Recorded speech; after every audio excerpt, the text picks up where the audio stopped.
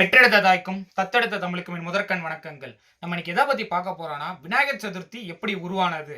நம்ம எதுக்காக விநாயகர் சதுர்த்தி கொண்டாடுறோம்னு எத்தனை பேருக்கு தெரியும்? அவருக்கு ஏன் யானை முகம் இருக்கு அப்படின்றது எல்லாம் எத்தனை பேருக்கு தெரியும்? அவருக்கு ஏன் கொழுக்கட்டை படைக்கிறோம்? அவருக்கு 2 தந்தத்துல ஏன் 1 தந்தம் மட்டும் இருக்கு? அவருக்கு எதுக்கு யானை முகம் கொடுக்கப்பட்டது?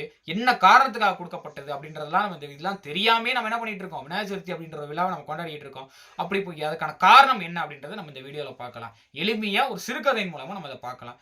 முதல்ல இந்த கதை எங்க ஆரம்பிக்குது அப்படின்னா கைலாயத்துல ஆரம்பிக்குது அப்படின்னு சொல்றாங்க. கைலாயத்துல சிவபெருமான் ஒரு நாள் இல்லாத நேரத்துல பார்வதி தேவி குளிக்க போறாங்க. குளிக்க போகும்போது அந்த இடத்துல யார காவலுக்கு நிப்பாட்டிட்டு போறாங்கன்னா, நந்தி தேவன். அதாவது சிவபெருமானின் வாகனமான நந்தி தேவன காவலுக்கு நிப்பாட்டிட்டு போறாங்க. அப்ப அந்த இடத்துக்கு யார் வராருன்னா, சிவபெருமான் வராரு. சிவபெருமான் என்ன சொல்றாரு, நான் பார்வதி தேவிய பார்க்கணும். நான் உள்ள போணும் அப்படிங்கிறாரு. உடனே நந்திதேவன் சொல்றாரு, பார்வதி தேவி எனக்கு கொடுத்த கட்டளை என்னன்னா, யாரையும் உள்ளே அனுமதிக்க கூடாது அப்படின்ற ஒரு கட்டளை கொடுத்திருக்காங்க. அதனால உங்களை அனுமதிக்க மாட்டேன் அப்படின்னு சொல்றாரு. உடனே சிவபெருமான் சொல்றாரு, நான் உனது கணவன். அவங்களோட கட்டளையெல்லாம் என்னை கட்டுப்படுத்தாது. நான் உள்ள போன்னு சொல்லிட்டு உள்ள போயிடுறாரு. உடனே பார்வதி தேவி சிவபெருமானை பார்த்தோன்னு ஆச்சரியப்பட்டு என்ன கேட்கறாங்கன்னா, நான் நந்தி தேவனை காவலுக்கு நிப்பாட்டிட்டு வந்திருந்தேனே, நீங்க எப்படி உள்ள வந்தீங்க அப்படின்னு கேட்கும்போது அவங்க என்ன சொல்றாருன்னா, நான் உன்னுடைய கணவன். உன்னுடைய கட்டளைகள் எதுவும் எனக்கு கட்டுப்படாது அப்படின்ற ஒரு வார்த்தையை சொல்லி முடிச்சிடறாரு. அவரும் உடனே பார்வதி யோசிக்கிறாங்க, சரிதானே, நமது கணவன் தானே, நம்மளுக்கு எல்லாம் உரிமையும் உண்டு அப்படின்னு நினைச்சிட்டு எதுவும் சொல்லல. ஆனா அவங்களுக்கு மனசுல ஒரு ஐயம் ஓடிட்டே இருக்கு. என்னன்னா நமக்கு காவலுக்கு ஒருவன் வேண்டும். அவன் யாரையும் உள்ள அனுமதிக்காதவனா இருக்கும். எவ்வளவு பெரிய ஆளா இருந்தாலும் என்ன பண்ணக்கூடாதான், உள்ள அனுமதிக்க கூடாது அப்படின்ற மாதிரி இது பண்றாரு. சோ அவர் என்ன பண்றாருன்னா, அடுத்த நாள் பார்வதி தேவி குளிக்க போகும்போது அவங்க எப்பயும் பூசக்கூடிய மஞ்சள் எடுத்து ஒரு உருவம் தயாரிக்கிறாங்க. அந்த உருவத்துக்கு அவங்களே உயிரும் கொடுக்குறாங்க. அப்படி உருவாகிறதா யாருன்னா, நம்ம பிரசன்ட் டே ஹீரோ, விநாயகர் சதுர்த்தி ஹீரோ யாரு, விநாயகர். அவருக்கு இப்படிதான் உருவாகுறது. முதல்ல அவருக்கு கொடுக்கப்பட்ட பேர் என்ன, கணபதி அப்படின்ற பேரை அவருக்கு கொடுக்குறாங்க. ஸோ அதனாலதான் இப்ப கூட நம்ம வீட்டில் ஃபங்க்ஷன் நடந்துச்சுன்னா கூட மஞ்சள்ல விநாயகர் பிடிச்சி வைப்பாங்க. இப்போ யாருக்கு தெரிஞ்சா, விநாயகர் ஃபங்க்ஷன்ல மஞ்சள்ல பிடிச்சிக்கிறதுக்கு காரணமே அதுதான். ஏன்னா விநாயகர்ன்றவர் மஞ்சள்ல இருந்து உருவானவர் அப்படின்னு சொல்றாங்க. அடுத்த நாள் பார்வதி தேவி திருப்பியும் குளிக்க போறாங்க. அந்த இடத்துக்கு திருப்பி யார் வராருன்னா, சிவபெருமான் வராரு.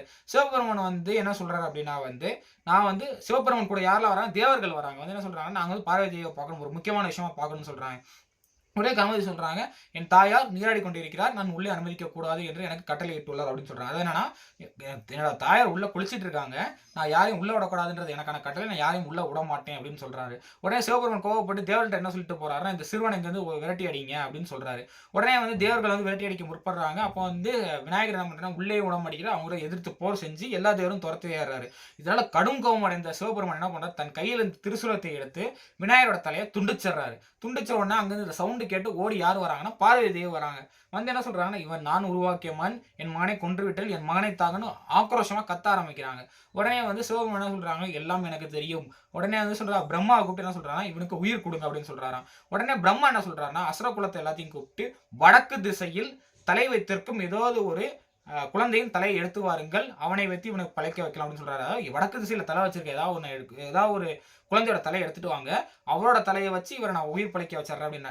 அசுர குணங்களும் எல்லா இடத்துலையும் தேடுது, எங்கேயுமே கிடைக்கல. கடைசியில் பார்த்தா ஒரு வடக்கு திசையில யானை ஒன்று என்ன பண்ணியிருக்கான், தலை வைத்து படுத்திருக்கு. அது தலை வைத்த யானையோட தலையை வெட்டி எடுத்துட்டு வராங்க. அதை வச்சு பிரம்மா உயிர் கொடுத்துட்றாரு.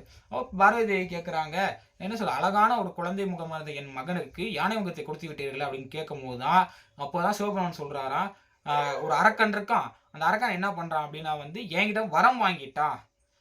கஜமுகாசுரன் என்ற அரக்கனை என்ன வரம் வாங்கிறேன். என்ன வரம்னா, ஆணும் பெண்ணும் சேர்ந்த ஒருவரால் நான் பிறந்த குழந்தையால் நான் கொல்லப்படக்கூடாது, எந்த ஆயுதத்தாலும் நான் கொல்லப்படக்கூடாது, மனிதர் உருவாகாத ஆயுதத்தால் கொல்லப்படக்கூடாது அப்படின்னு சில வரங்கள்லாம் வாங்கிடுறான். ஸோ அவனை கொல்லணும், அவனை போர் எடுத்து தோக்கடிக்கணும் அப்படின்னா கணபதியால தான் முடியும் அப்படின்றதுக்காக தான் இது பண்றாராம். ஸோ அவன் இன்னொரு விஷயம் சொன்னான், அவருக்கு 2 தந்தம் இருக்கு, ஏன் 6 தந்தம் தான் இருக்கு அப்படின்னு பார்க்கும்போது அவர் என்ன பண்றாருன்னா, கஜமுகாசுரனை எதிர்த்து போராட போறாரு. அப்போ அவர் என்ன பண்றாருன்னா, அங்க இருக்க தேர் ராஜ்யத்தை எல்லாத்தையும் அழிச்சிடுறாரு. அழிச்சிட்டு என்ன பண்றாருன்னா, அவனை அழிக்க பார்க்குறான், அவனை அழிக்க முடியல. என்ன தந்தத்தை உடைச்சு அதை வச்சு அவனை கொண்டுடுறாரு. ஸோ கொல்லனாலதான் அவருக்கு பாய் தந்தம் இருக்குன்னு சொல்றாங்க. சில புராண கதைகள் என்ன சொல்லுதுன்னா, வால்மீகி ராமாயணம் எழுதும் போது அவருக்கு சிஷ்யனா இருந்து தன்னோட தந்தத்தை எடுத்து குத்தூசியா பயன்படுத்தி அதை வச்சு ஓலை சூடிகள்ல ராமாயணத்தை எழுதினார் அப்படின்ற சில கதைகளும் இருக்குன்னு சொல்றாங்க. இப்படிப்பட்ட பல கதைகள் இருந்தாலும் எது உண்மையான கதைன்ற இப்போ வரைக்கும் யாருக்குமே தெரியல. உங்களுக்கு அந்த உண்மையான கதை தெரிஞ்சுன்னா கீழே கமெண்ட் பண்ணுங்க. நன்றி.